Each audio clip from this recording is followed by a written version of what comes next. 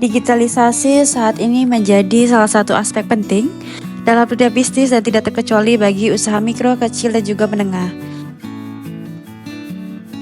Namun, meskipun potensi teknologi sangat besar, tidak semua pelaku UMKM dapat dengan mudah beralih ke dunia digital. Banyak hambatan dan juga tantangan yang mereka hadapi. Salah satu contoh adalah usaha toko sembako yang meskipun sudah lama beroperasi seringkali menghadapi kesulitan dalam mengimplementasikan teknologi digital yang dapat mempercepat transaksi, meningkatkan pelayanan, dan juga memperluas jaringan pasar. Dalam wawancara ini, kita akan berbicara dengan seorang pemilik toko sembako untuk memahami tantangan dan juga hambatan yang mereka hadapi dalam adopsi digital. Bisa Anda ceritakan sedikit tentang usaha sembako yang Anda jalankan, Bapak? Saya menjalankan usaha sembako ini di daerah ini sudah kurang lebih 15 tahun ya. Kami menyediakan berbagai macam kebutuhan pokok ya, seperti bisa dilihat ada beras, minyak, gula, dan lain-lainnya lah. Nah, awalnya ini kami hanya melayani pembeli langsung. Tapi kini kami juga mulai berusaha memperkenalkan bisnis kami ini di bidang sembako ini secara online. Terima kasih Bapak atas ceritanya. Lalu apa tantangan terbesar yang Bapak hadapi dalam adopsi digital untuk usaha sembako ini, Pak? Sebetulnya nih ada beberapa tantangan ya yang menurut saya. Yang pertama itu adalah masalah literasi digital.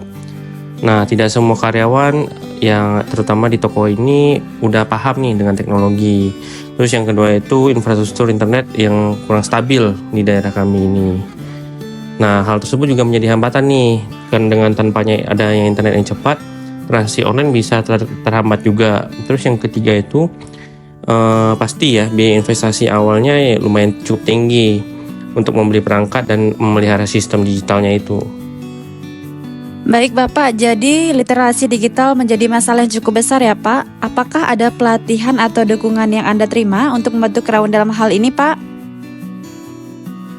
Sebenarnya kami sudah mencoba ya beberapa pelatihan, tetapi tidak cukup efektif juga karena keterbatasan waktu dan pastinya biaya yang lumayan tinggi ya.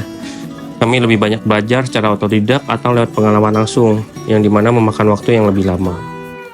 Kemudian bagaimana dengan perubahan dalam cara Anda berinteraksi dengan pelanggan setelah menggunakan teknologi digital, Pak?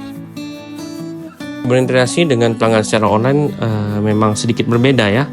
Kami harus lebih cepat tangkap dan menggunakan media sosial untuk mempromosikan produk kami.